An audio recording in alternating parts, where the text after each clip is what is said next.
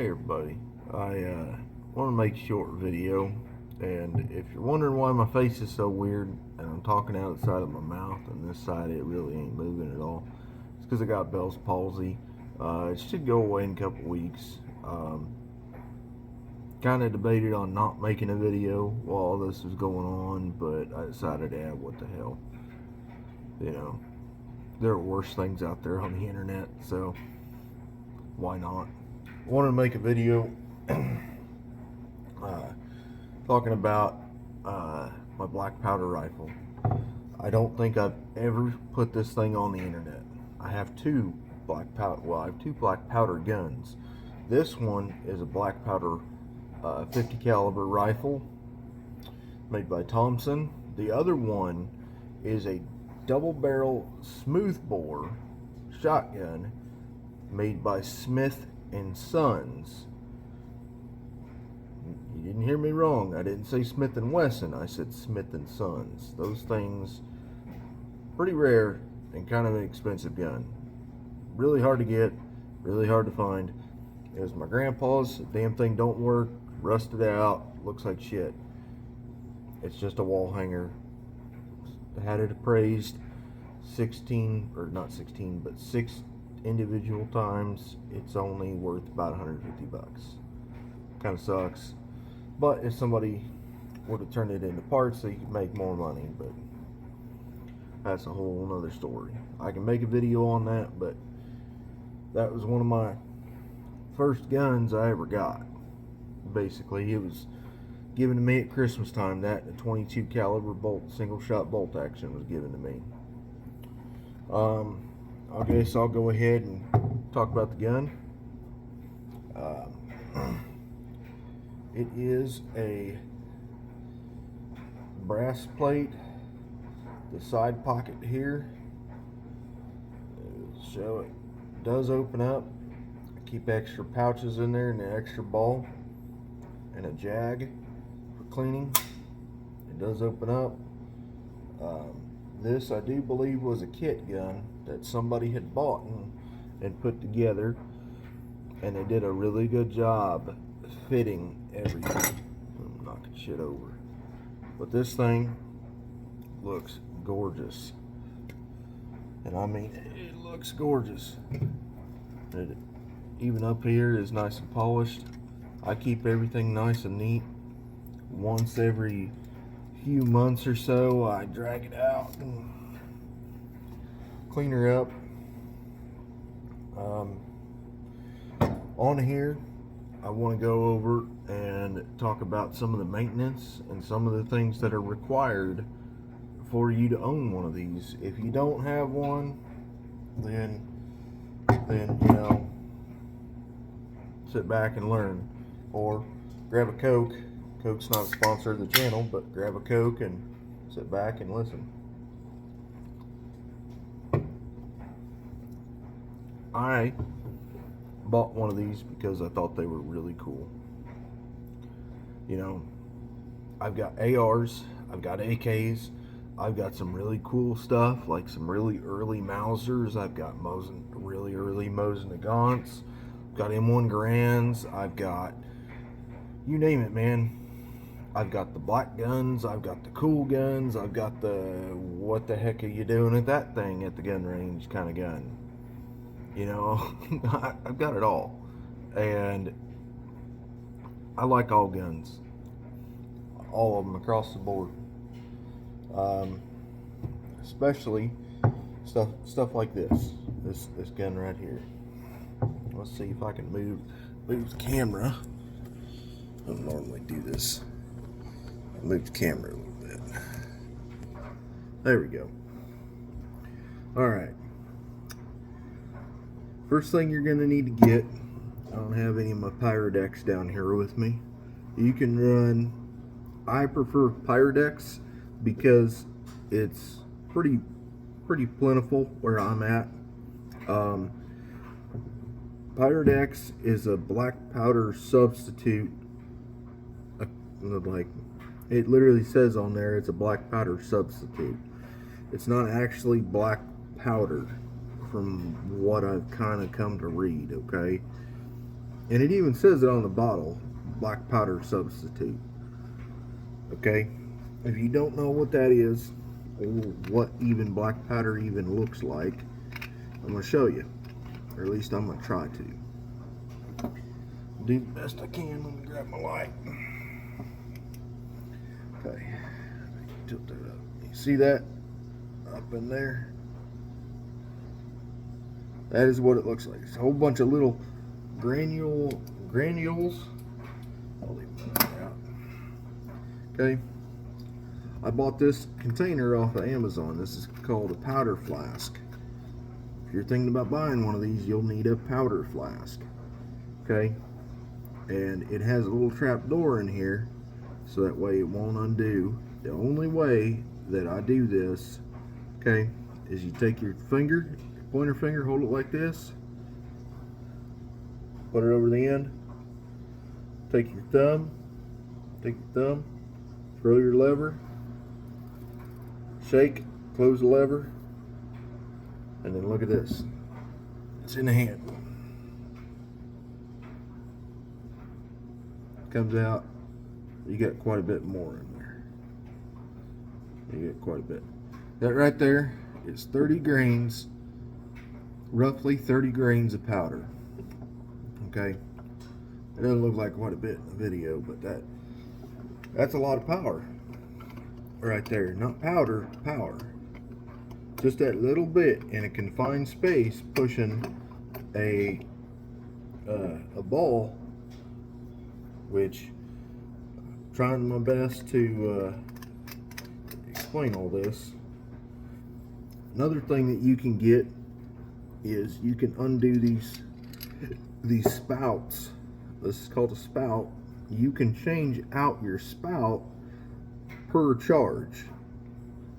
Okay, now you can get a 30 grain charge, or you can get one that's real long, or you can get one that's real short, for like if you got a revolver or you got a pistol or something like that. A 30 grain spout, and I know it's a 30 grain spout because I've measured it with this. This is a gauge that is given by and it's actually made by Thompson.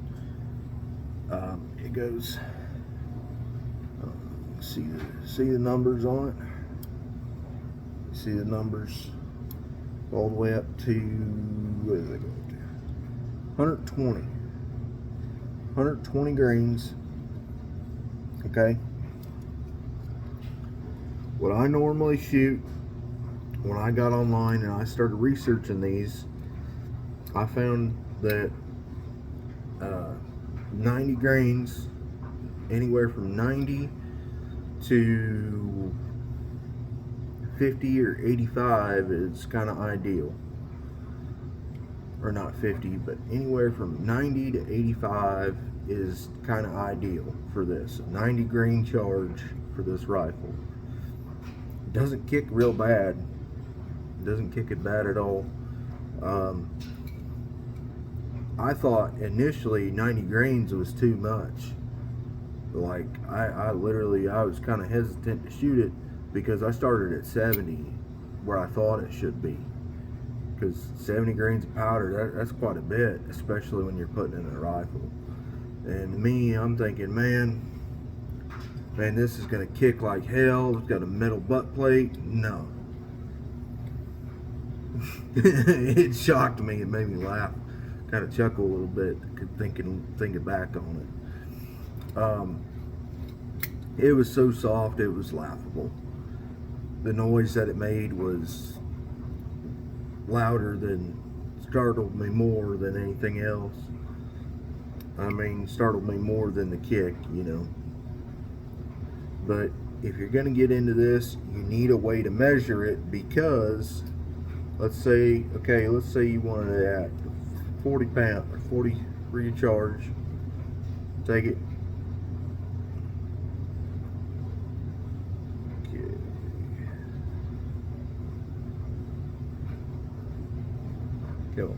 Okay, let's say you want it at 40. Set it at 40. Okay, Actually, let's set it at 40. 40's line is right on the bottom, so it is set for 40. Okay, come on. Come on. It's right above the 3. Right above the 3. So what you do is you take your thing, flip it over, put your finger over it. I'm not going to do it this time. Pour it in. Okay, boom. Got your 30 grains. Close your lid. Take this in and you pour it down your barrel. Take this cap, pour it straight down your barrel like this. Pour it straight down here like that. Go like that. You would get good little taps. You want to get every little bit in there that you can. And then you're done. You're done with this. And the reason why this tool is very critical, and not just going off the pouch or the spout and then container, is if this blows up in your hand, you'll be lucky if you have fingers afterwards. Okay? And that'll be the least of your problems. Okay? This right here, 30 grains blowing up in here versus I don't know how many's in here in the flask. I know how much this is in here, but this blown up, not a big deal. And once you got that done, you'll need to, I personally, this is how I do it. I will take a patch like this right here. I will take one of these patches and I will take the ramrod, which is this thing right here. It's attached to the gun. I'll take this thing out. I'll put that patch in there and I'll push that all the way down and I'll bounce that off that. I'll pack that powder in there real nice. I'll do everything I can to make that powder real tight. You don't want loose powder at all. Do not want it at all. You want to make that powder nice and tight, as packed as humanly possible. Okay? Alright? Because loose powder and not having your ball seated against that tight powder is going to cause problems. It's going to cause a pressure spike. Okay? And then I take one of these 50 caliber lead balls. Well, it's hard to call it 50 cal because this is what I shoot out of here. It's made by Lee. 0.49. For you guys that are machinists, know that is 10 thousandths away from being a half inch. You know, so it's 10 thousandths under, you know, basically what a 50 cal should be. And it's done that way so you can put these pre-lubed patches in there. That's what these are. That's what I run. I bought these from the store. I did not make these. I haven't got a bunch of old clothes yet that I can retire just yet. I got a bunch of jeans, but I don't know how well denim would work in here. I'd imagine it would work about the same. It's all cloth. So, other cool thing about this gun, once you get that in there, you got your ball, you got everything, you got to buy what's called a ball starter. Okay, I've also bought this off of Amazon. You start the ball at this end. Okay, you got your ball, you got your wad, put your wad or your patch over the end of this, you put your ball in there, you seat it with your finger. Okay, and then you come back over it, you put your ball, this has got a detent in it. See how it's like a bowl at the tip of this? And you take that and you press that in there. It's real hard getting it started. And then you flip it around and use this end. This end is threaded, but not for what you think. You take that and you shove it in there. You get her started. This is called a ball starter. And then at that point, come up, pull this out, flip it around up here, grab it real close, Don't grab it way out here because then your rod's going to flex. Grab it real close and pull as hard as you can. Okay, it'll move a little bit and come up about 2-3 inches more, and just keep going. And then seat her home, and seat it home good. You don't want your powder being loose because it'll create an explosion. Okay, flip it back around. Make sure it goes back in your gun. And at that point, you can put your gun on what is called half cock. Okay. Then you can get yourself one of these fancy deals right here.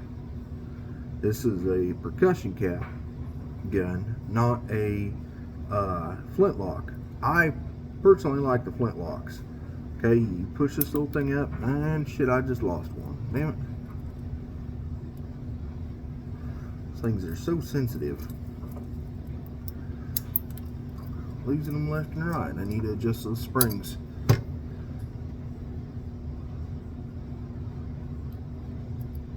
Okay. Anyway, that's what that's supposed to do. It's supposed to hold that cap in there. Okay. Put it on half cock. Come up. That damn thing. I swear, man.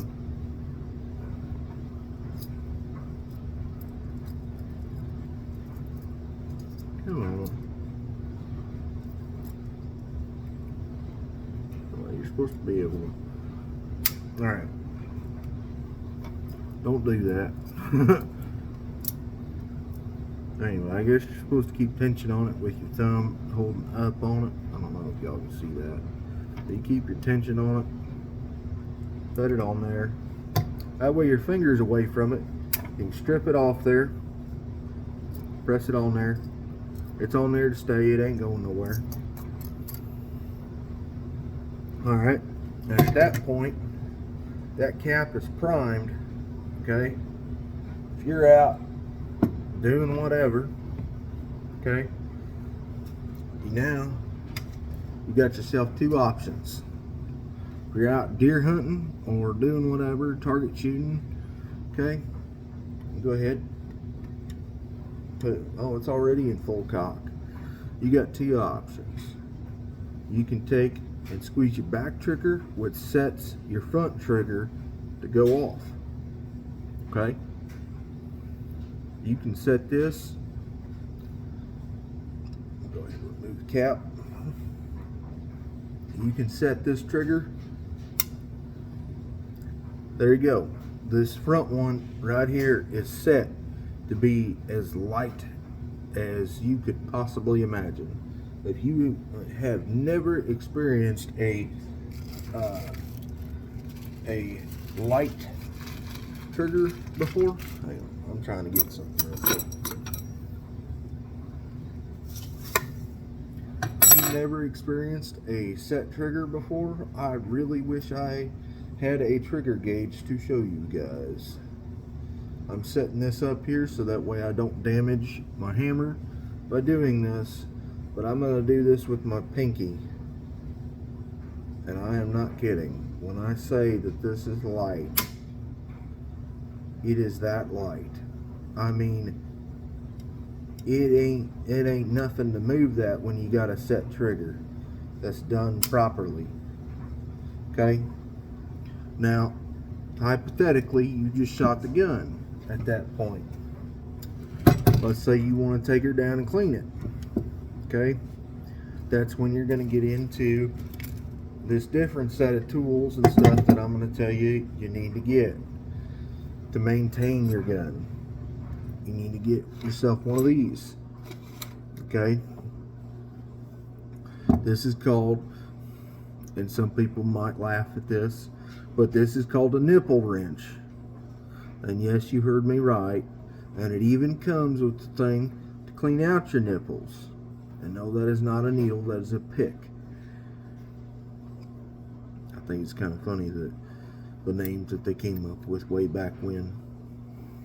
But anyway, this nipple wrench sits in here, and these right here, I always keep mine loose in storage. So when I go out in the field, I know that I need to go a quarter or a half a turn to make sure it's tight and sealed. And you want it sealed, but for this video, all I have to do is just basically undo it and turn it. And bam, it's out. Okay, you just set it on there, turn it. Okay, come on, I gotta get this thing threaded back in here. There's some really cool features about this gun that you can get on modern guns, modern flintlocks. And right here there's a set screw. I don't know if it actually does show up. You can take this out, you can clean this porthole with this pick right here. You just shove it in there and kind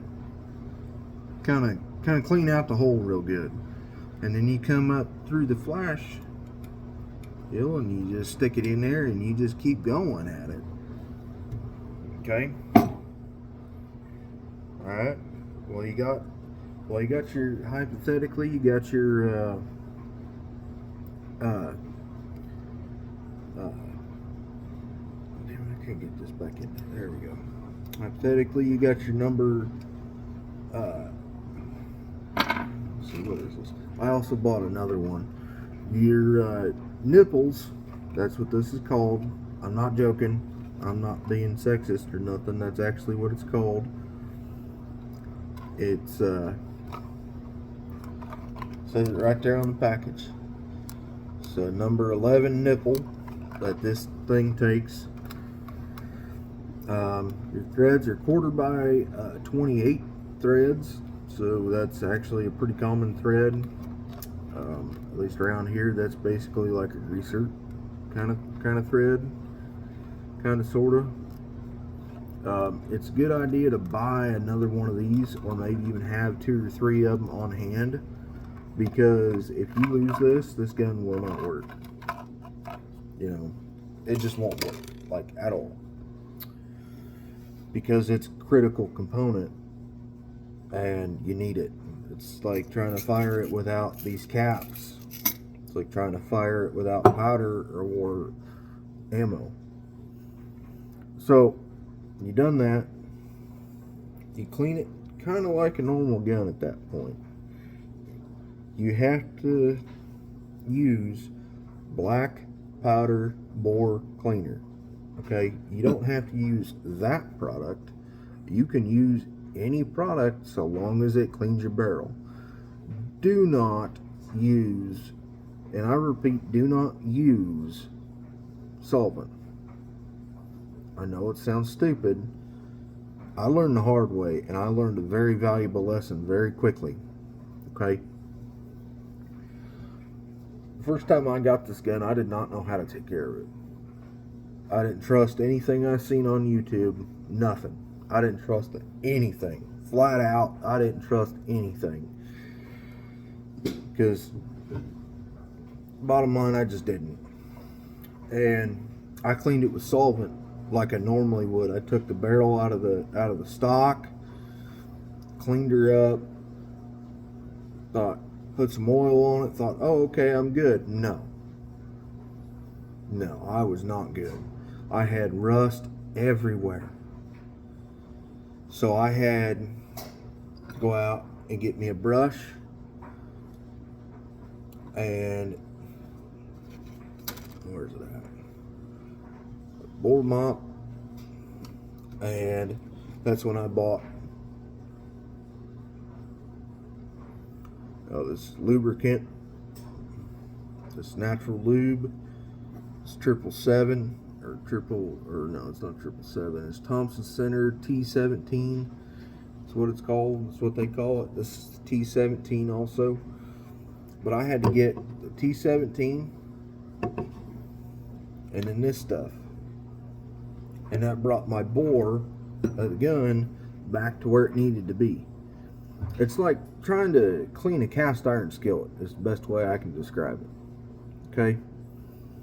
You clean all your food off, and then you go over to the sink you rinse everything out with water, and then you put a little grease back in it, stir it around the pan, toss it back in the oven, or let it kind of season back out, and then you go put it back on the rack or wherever the heck you keep it. It's kind of the same principle with this. You want to keep it greased, you want to keep it oiled. Okay, my wife is actually planning on going hunting with me this year, and with how the damn laws are in this state, I'm interested. I don't even know if they even offer a black powder hunting season, but it would be amazing to kill a big buck with this thing. It would be amazing to have this thing mounted underneath where I get my first deer with my wife. That would be awesome. But anyway, this thing, let's see, where the hell was I at? Anyway, ever since I got this Bell's palsy, man, I've been like scatterbrained like crazy. Like I can't even think straight sometimes. Yeah. I don't know how to edit, so sorry. Alright, let's see. Covered how to shoot the gun, covered how to load it, how to clean it. Oh, completely forgot about this. Your sighting. Your sights on this gun, it's very crude and very rudimentary. It is a rifled bore for this Thompson Center. Oh boy, I'm tired, sorry. It is a rifled bore for this gun. It actually is pretty accurate. If you were to play around with the amount of black powder charge that you put in the gun, literally, it'll be pretty nice, because, you know, at that point you can dial up your power. You can really kind of dial it in at that point, as far as like kind of like how precision shooters do. Okay, I've got too much of a charge, I'll bring it down and it'll make it better. Okay, it's just like I've got a Smith & Wesson 629. For whatever freaking reason, the damn thing shoots straight as a freaking arrow using 200 grain bullets instead of 240. I have no clue why. It's a 6-inch barrel, but 200 grain projectile is what it likes. And for whatever reason, the amount of powder charge that's in those cartridges makes that thing a tack driver and really easy to shoot. Just like I'm thinking about buying a Smith & Wesson 686 brand new to accompany that 7-shot 357 Magnum. Be perfect to add to the collection. But this thing right here, I paid $300, or $350 for this gun. All right. All in all, I'm pretty sure you can own these all across the country, whether you're in California or New York. Okay, I don't know that 100% for sure, but I'm pretty damn sure, because I mean, it's going to be pretty ridiculous to not allow black powder, but you can allow normal guns. Doesn't make much sense, but I don't know of any anti-gun law that does make sense. So take that with a grain of salt. Normal gun cleaning supplies, I do not recommend using on this gun at all. Point blank, period. I also bought what this kit is. I have not opened it yet. It's an extractor kit. I have not done this yet. You see the screw on the bottom? It'd be, see, the camera's got it flipped, so it'd be on my right. Okay, that right there is to screw down into the lead ball to pull it out. The one on the left is got two prongs on it that'll twirl into it, and it'll grab your fiber and pull out your wadding, and then you can get your powder out. I have not had to use that yet, but I bought that thinking, okay, well, what if I make a mistake? Okay, mistakes happen, shit happens, it's all right, no big deal. Buy one of those, you'll be golden. All in all, I bought this back before COVID and before things got really stupid, and I thought, man, this would be a cool survival gun and all that other fancy stuff, and I thought, man, this would be really cool because then I could make my own black powder because I know how to make charcoal, and then all I got to do is add in a couple other ingredients, and wow, I've got a whole mess load of powder. It ain't gonna work like that. I figured out the hard way. There's a lot more to it than that. So I went with, and I just got me some number 11 caps. There's 100 of them in this one. I don't know, actually there's supposed to be 100 in each of them. I've only shot this gun about maybe 10 times, so there's maybe 190 together. There's only 100 in this, so there's probably only 90 in this. This was not cheap. This lead right here was about $50 or $40 for this. Probably a lot of it is the damn name attached to it. I don't get why they charge so damn much. You know, you're paying for a name at a certain point. I can understand certain things, but this is a damn lead ball. It's not a freaking precision bullet that's machined on a freaking lathe or something crazy like that. But if you're thinking about getting one of these, you really got to buy almost everything I showed you. You can buy the gun, but then if you go out and shoot it, you got to get a ball starter. You got to get a powder measure. You can take this and go like this and pour it in there, but if that thing goes up and comes up in this, that's on you. That's good. That's why you need one of these. This is a safety measure. It measures your powder and it keeps you safe. Safety measure. Like what I did there. And this right here, when it decides to work, these things are pretty cool. A little primer deal. If you're thinking about getting one of these things are awesome. They're really cool. You can show up just about anywhere. Oh boy, you can show up just about anywhere. I don't care. You can show up at the shooting range with black powder, and you can overcharge it and make it sound cool, or you can undercharge it and make a big old fucking cloud and gas everybody out. It all comes down to what you want to do. But these things are really cool.